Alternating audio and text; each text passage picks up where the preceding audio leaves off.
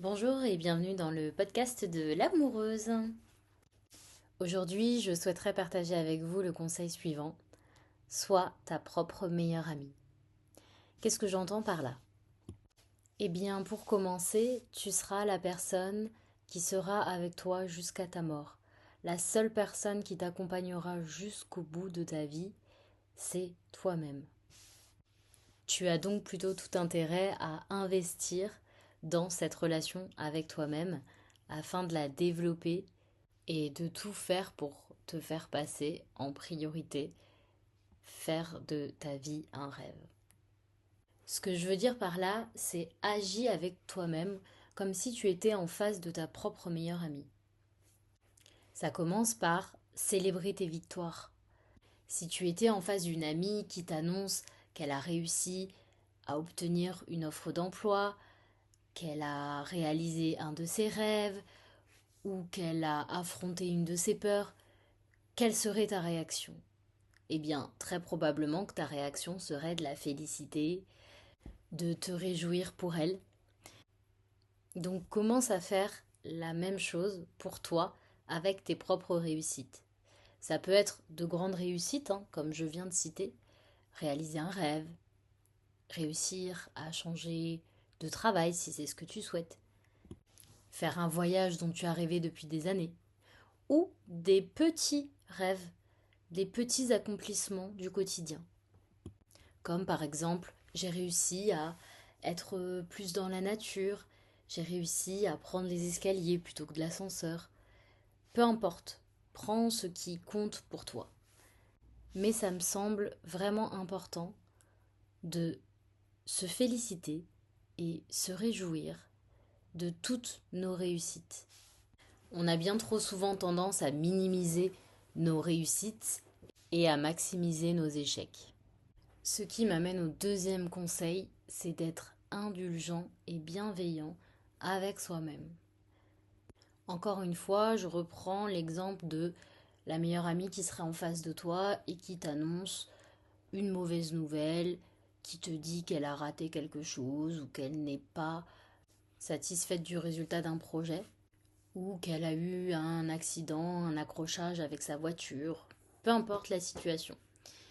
Je pense qu'il ne te viendrait pas à l'idée de l'enfoncer en lui disant que c'est sa faute, qu'elle a mal fait, mal travaillé, ou qu'elle n'a pas été assez attentive en voiture. Tu auras plutôt tendance à la réconforter, à la rassurer. Et si ce n'est pas le cas et que tu te reconnais dans ce que j'ai dit avant, à savoir les amis qui maintiennent la tête dans l'eau à leurs amis, qui les enfoncent plutôt que de les rassurer, et bien dans ce cas, je t'invite à voir peut-être un thérapeute ou un psychologue pour parler de ce problème-là. Sur ce, je referme la parenthèse. Et je disais donc, sois bienveillant avec toi-même. Bien souvent, on a tendance à s'auto-flageller, à culpabiliser et à rendre un problème encore plus grand en ajoutant de la culpabilité. Alors bien sûr qu'on préfère tous réussir nos projets, qu'on préfère tous ne pas avoir d'accident de voiture. Mais la vie est ainsi faite que parfois ça arrive.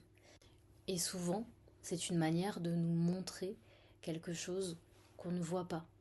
Quand on tombe malade, quand le corps lâche, c'est souvent qu'on n'a pas écouté les signaux avant ça. Quand on a un accident de voiture, ben peut-être que c'est une manière de nous ramener dans le présent, de nous montrer que notre attention n'est pas dans le présent au moment de l'accident et que peut-être c'est une invitation à se recentrer. Alors essaye d'être bienveillant avec toi-même, essaye d'être gentil, d'être compatissant, de te rassurer. Oui, t'as peut-être échoué, mais c'est pas la fin du monde. Ton ami, tu la prendrais peut-être dans les bras. Alors c'est sûr que c'est plus difficile de s'auto-prendre dans les bras, mais t'as compris le concept. L'idée c'est pas forcément de se faire un auto-câlin au sens propre, mais simplement de penser ses propres plaies, de se soutenir et de s'accompagner. Donc si je reprends mes exemples d'avant, quand je suis heureuse parce que je réussis quelque chose, eh bien je me félicite, je me récompense et j'en fais des tonnes pour bien me faire comprendre à quel point Je suis fière de moi-même et de cette réussite. Et quand un événement plus négatif m'arrive dans la vie, comme ça arrive finalement à tout le monde, et je reprendrai pour ça l'exemple de l'accident de voiture qui m'est effectivement arrivé, dans cette situation-là, ma réaction, ça a été de m'en vouloir, ça a été d'être énervée contre moi, de culpabiliser d'avoir eu cet accident, de culpabiliser de tout ce que j'avais mal fait avant et qui avait pu induire cet accident, comme par exemple ne pas avoir assez dormi la veille, avoir pris la route alors que j'avais pas trop de temps devant moi, etc., etc. Eh bien aujourd'hui, avec le recul, ma réaction serait complètement différente. Je ne chercherai pas à minimiser ma part de responsabilité dans l'accident que j'ai provoqué. Simplement, je me poserai plus vite la question de qu'est-ce que ça m'apprend, qu'est-ce que ça me montre, qu'est-ce que ça dit de moi, et comment je peux faire pour être plus là pour moi, plus présente pour moi, pour éviter d'avoir un nouvel accident de voiture. Alors quand je dis d'être sa propre meilleure amie, je veux dire aussi par là qu'on a parfois tendance à faire passer les autres en priorité. Et dans ce cas-là, l'idée, c'est de faire de soi une priorité. Combien de fois j'ai accepté d'aller voir un film avec mes amis. Le film ne m'emballait pas spécialement, mais j'ai dit oui pour faire plaisir à mes amis. Combien de fois je me suis rendue disponible pour garder les enfants de mes amis, alors que dans mon emploi du temps, j'avais pas forcément prévu ça ou je n'avais pas forcément le temps, mais j'ai annulé certains événements pour me rendre disponible pour aider mes amis. Combien de fois j'ai accepté au restaurant de prendre un menu complet alors que j'avais pas spécialement faim, mais que comme tout le monde autour voulait prendre un menu complet, eh bien j'ai pris un menu complet aussi. Ou bien combien de fois je n'ai pas choisi le restaurant qui me faisait envie ou qui me faisait plaisir pour ne pas risquer de vexer mes amis ou mon autre. Et donc j'ai finalement réalisé que c'était à moi de prendre ma place, que c'était ma responsabilité de me faire passer en priorité et de subvenir à tous mes besoins, quels qu'ils soient. Et désormais, je ne dis plus oui quand j'ai envie de dire non. Je n'accepte plus de voir un film s'il ne me fait pas envie. Je ne me rends plus disponible quand je n'en ai pas envie ou que j'ai d'autres choses à faire. Je n'ai plus peur d'annuler une soirée ou de ne pas venir si finalement au dernier moment je me sens fatiguée ou que j'ai besoin de recharger mes batteries sociales. J'essaye de ne plus avoir peur de perdre les autres, de perdre mon entourage, juste parce que je n'aurais pas été d'accord ou que j'aurais exprimé un avis différent. Et je vous assure que c'est un réel apprentissage d'apprendre à ne pas être aimé et d'accepter de ne pas être aimé de tous, ce qui de toute façon n'est pas possible. Enfin, quand je dis agis comme si tu étais ta propre meilleure amie, je pense aussi aux conseils qu'on peut donner ou se donner dans certaines situations. On a souvent tendance à chercher chez les autres une aide quand on rencontre un problème. Mais il ne faut pas oublier que chaque personne donne son avis à lui qui lui est propre et qui est le reflet de sa propre situation par rapport à toutes les expériences que cette personne-là a vécues. Donc de toute façon, le conseil qui sera donné ne sera pas forcément transposable à toi dans ta propre réalité. Et donc quand tu rencontres un problème, une difficulté ou que tu as un questionnement, plutôt que d'essayer d'aller trouver des amis ou en parler à des amis, ce qui peut tout à fait, je le conçois, faire du bien, essaye de prendre le temps de voir la situation avec plus de recul. Essaye d'imaginer que c'est ta meilleure amie qui vient t'exposer cette situation. Et demande-toi quel conseil tu lui donnerais. Et ce conseil-là, ça m'a aidé à prendre de la distance et à ne pas agir parfois sur un coup de tête. Ou à ne pas prendre pour argent comptant tout ce qu'on me disait. Il m'est arrivé plus d'une fois d'avoir une situation où j'hésitais, où je ne savais pas quoi faire. Typiquement, les situations avec mon autre. C'est la source principale de mes hésitations.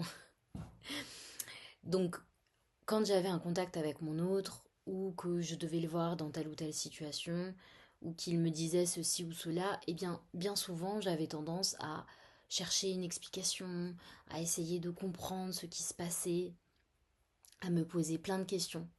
Eh bien, quand j'en parlais autour de moi, si j'en parlais à 3 personnes, j'avais 3 avis différents, 3 conseils différents, qui n'allaient pas du tout dans le même sens. Autre exemple type, quand j'ai appris que j'étais flamme jumelle, sur le moment ça m'a parlé.